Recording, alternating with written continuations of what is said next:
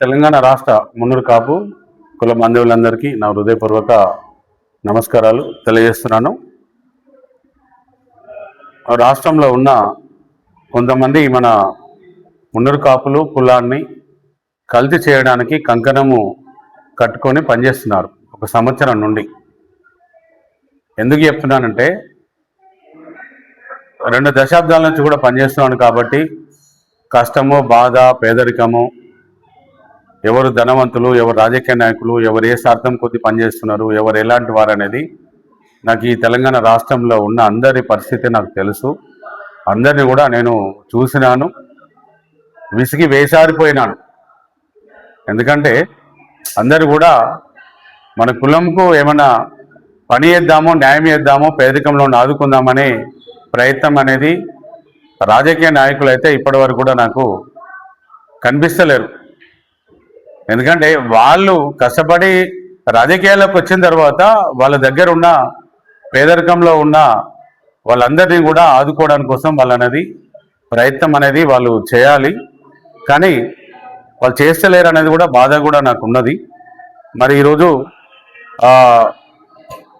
రాజకీయంలో ఈరోజు 3 పార్టీలలో ఉన్న రాజకీయ నాయకులు, బీఆర్ఎస్ పార్టీ అయితేంది, బీజేపీ అయితేంది, కాంగ్రెస్ అయితేంది, వీళ్ళందరూ కూడా ఈరోజు మరి దాదాపుగా 1947 నుంచి ఉమ్మడి ఆంధ్రప్రదేశ్ నుంచి మనం ఈరోజు ఎంతమంది ఎమ్మెల్యేలు ఉండి, ఎంతమంది మినిస్టర్లు ఉండి, మరి ఎంతమంది రాజ్యసభ ఉండి, ఎంతమంది కార్పొరేషన్లు ఉండి, ఎంతమంది ఎమ్మెల్సీలు ఉండి, మరి ఈరోజు స్వతంత్రం వచ్చి తెలంగాణ వచ్చిన తర్వాత 2 సార్లు గవర్నమెంట్ తర్వాత 3వ గవర్నమెంట్లో కూడా ఈరోజు మున్నూరు కాపుల పరిస్థితి ఎంత దిగజారిపోయినామో ప్రతి ఒక్క మున్నూరు కాపు కుల బాంధవ్యుడు కూడా ఆలోచించాలి, నాయకులు కూడా ఆలోచించాలి.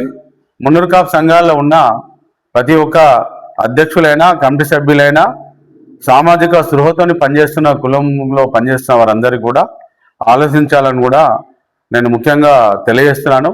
మరి ఇప్పుడు మే అయిపోతుంది, జూన్ వస్తుంది.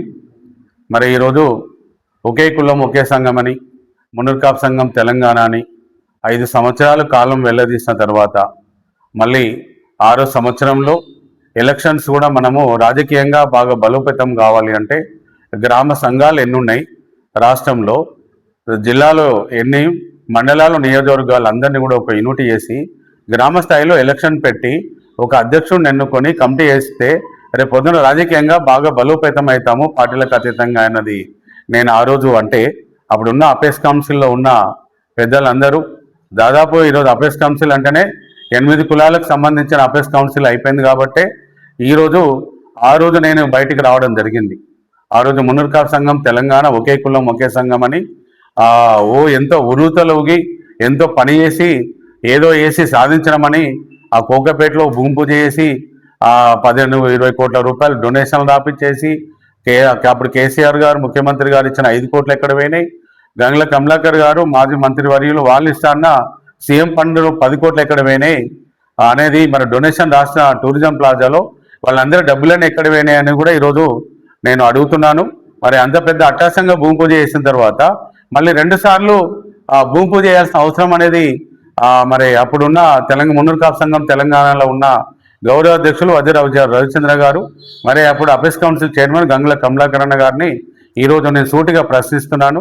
మీరు ఎందుకు ఈరోజు ఇంత జరుగుతుంటే, కులం ఎంత కిందికి వెళ్తుంటే, మరి అప్పుడు ఒకే కులం ఒకే సంఘం అని ముందుకొచ్చి మళ్ళీ 8 కులాలను కలుపుకొని మళ్ళీ ఒక సంఘం ఏర్పాటు చేసి మరి అపేస్ కౌన్సిల్ అని ఇష్టం ఉన్నట్టు రోజు అవాకులు చేవాకులు వీడియోలు ఎవరికి వాళ్ళుగా మాట్లాడుతుంటే ఎందుకు చూసుకుంటున్నారు అనేది కూడా మీరిద్దరు జవాబు చెప్పాల్సిన అవసరం ఉందనేది కూడా నేను తెలియజేస్తున్నాను. మీ పక్కపండి చాలామంది కులం అయిన వాళ్ళు కానీ కులం కాని వాళ్ళు కానీ అందరు చేరినట్టు చెప్పినట్టు మీరు చేస్తే మన మున్నూరు కాపు కులం పరిస్థితి ఏందనేది కూడా మీరు ఆలోచించాలని కూడా నేను తెలియజేస్తున్నాను. ఈరోజు ముఖ్యంగా ఏదైతే అప్పుడు నాకు మళ్ళీ సోమాజిగూడ ప్రెస్ క్లబ్లో అన్ని జిల్లాల అధ్యక్షులందరూ, కమిటీ సభ్యులందరూ కూడా దేవన్న గారు మీరు 3 సంవత్సరాలు ఉండండి, మన పటేల్ సంఘం 2018 మనం స్థాపించుకున్న సంఘంలో దానిలో ఉండండి అంటే నేను 1 సంవత్సరం ఉంటాను.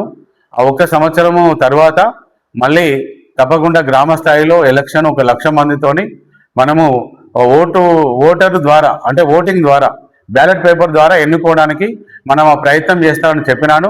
నేను దానికి కంకణబద్ధులై ఈరోజు బ్యాలెట్ పేపర్ మీద 1,00,000 మందితోని ఓటింగ్ చేయడానికి ప్రయత్నం అనేది చేస్తున్నాను.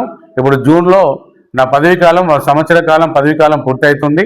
కాబట్టి జూన్ తర్వాత మనకు జూలైలో కానీ ఎండలు బాగున్నాయి, వర్షాకాలంలో కానీ మనం ఇది డాటా తీసుకొని ఏ సంఘంలో కానీ ఆ సంఘంలోనే బ్యాలెట్ పేపర్ మీద ఓటింగ్ చేయడానికి కోసం మన తెలంగాణ మున్నూరు కాపు పటేల్ సంఘం అనేది మేము ముందుకెళ్తున్నాము. దానిలో ప్రతి ఒక్క తెలంగాణలో ఉన్న మున్నూరు కాపు కుల బాంధవులందరూ కూడా సహకరించండి.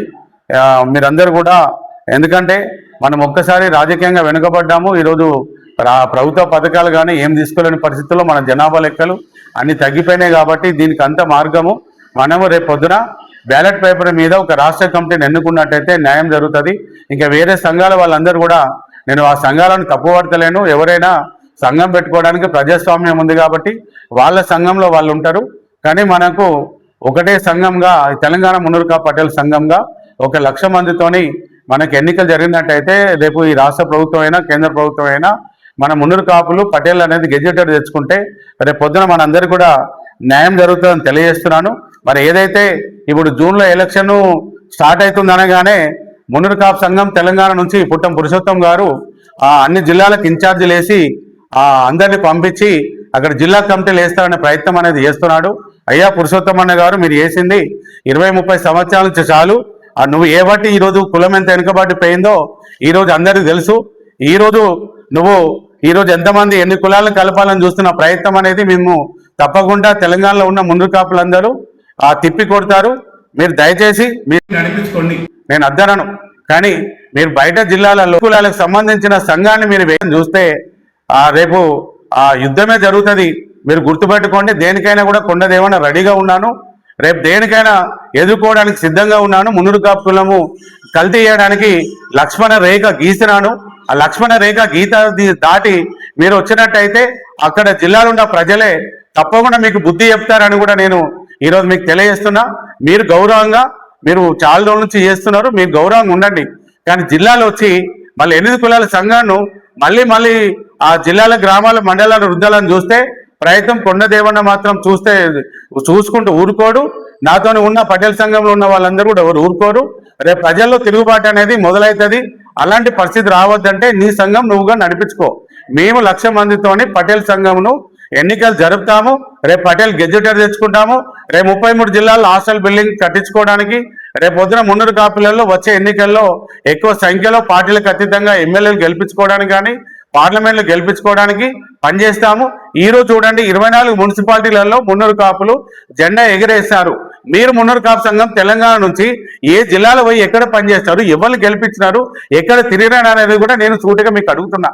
ఈరోజు ఒక 1000 మంది సర్పంచులు, ఉప సర్పంచ్ గెలిచినారు. ఈరోజు వాళ్ళందరూ నీకు తెలుసా? మీ సంఘం ఉన్న వాళ్ళకి తెలుసా? ఈరోజు ఇన్ఛార్జీలు వేసి అందరిని పంపించేసి నా సంఘాలు నాతో ఉన్నాయని చెప్పేసి అనిపించుకోవాలని ప్రయత్నం దయచేసి చేయొద్దు. 20 సంవత్సరాల నుంచి మున్నూరు కాపులందరినీ కూడా మోసం చేస్తున్నాము. నేనంటే కొండదేవన్న పురుషోత్తం అనే ఈ పేరు అనేది అటువంటి పేరు వద్దు నాయన. నీ జాగాలో నువ్వు ఉండు పురుషోత్తం అన్న, నీ జాగాలో నీ సంఘం నడిపించుకో. నువ్వు జిల్లాలో వచ్చి 8 కులాల కల్తీ సంఘాన్ని తీసుకొస్తే జనాల్లో తిరుగుబాటు మొదలవుతుంది, అనవసరంగా రచ్చరచ్చ అవుతుంది. ఇప్పటికే మున్నూరు కాపు కులం దిగజారిపోయింది మరి అనేది కూడా మీరు తెలుసుకోవాలని కూడా నేను తెలియజేస్తున్నాను. మరి ఇంకా మనందరం కూడా ఒకటే, మున్నూరు కాపు కుల బాంధవులందరికీ మీరందరూ కూడా ఒక యూనిట్గా ఉండండి. మీరు గ్రామ సంఘాలలో మనకు రేపు పొద్దున రాబోయే కాలంలో పటేల్ గెజిటెడ్ కావాలి కాబట్టి పటేల్ సంఘం ద్వారానే మనం రేపు పొద్దున జిల్లా కమిటీలు ఏర్పాటు చేయాలి. రాష్ట్ర కమిటీలో 1,00,000 మందితో ఎన్నిక జరగాలి. దానికోసం మీరు అందరూ మున్నూరు కాపు కులంలో పుట్టిన ప్రతి కుల బంధువు సహకరించాలని కోరుచున్నాను. ఎవరన్నా కొంతమంది స్వార్థ రాజకీయ నాయకులతోని రేపు మున్నూరు కాపు సంఘం తెలంగాణ 8 కులాల సంఘాన్ని జిల్లాలో మీరు సంఘం ఏర్పాటు చేసినట్టయితే తప్పకుండా కొండ దేవన్న అనే వ్యక్తి ఈరోజు మళ్ళీ అక్కడ జిల్లాలో పటేల్ సంఘం ఏర్పాటు చేస్తాను. అప్పుడు జిల్లాలో 2 ముక్కలు అయిపోతుంది కులం. అలాంటి పరిస్థితి రావద్దు అంటే మీరు జిల్లాలో ఉన్నవాళ్ళు కానీ, మండలంలో ఉన్నవాళ్ళు కానీ, గ్రామంలో ఉన్నవారు కానీ పటేల్ గెజెటెడ్ కావాలి. పటేల్ సంఘం నుంచి మీరు జిల్లా కమిటీలు ఏర్పాటు చేసుకోండి. నాతోనైనా సహకారం నేను చేస్తాను. మీ దగ్గర ఉన్న రాజకీయ నాయకులు, మంచి రాజకీయ నాయకులు కులం కోసం పనిచేసే వాళ్ళ సహకారం తీసుకోండి, నేను వద్దంటలేను. ఏదైతే 8 కులాల ఈ అపేస్ కౌన్సిల్ కానీ, మున్నూరు కాపు సంఘం తెలంగాణ కానీ వాళ్ళ సహకారం మనకు వద్దు అనేది కూడా నేను తెలియజేస్తున్నాను. మన మున్నూరు కాపులందరూ మనము ఒక యూనిట్గా ఐక్యతగా ఉండాలని దయచేసి మీ అందరికీ నేను తెలియజేస్తున్నాను. జై మున్నూరు కాపు, జై జై పటేల్.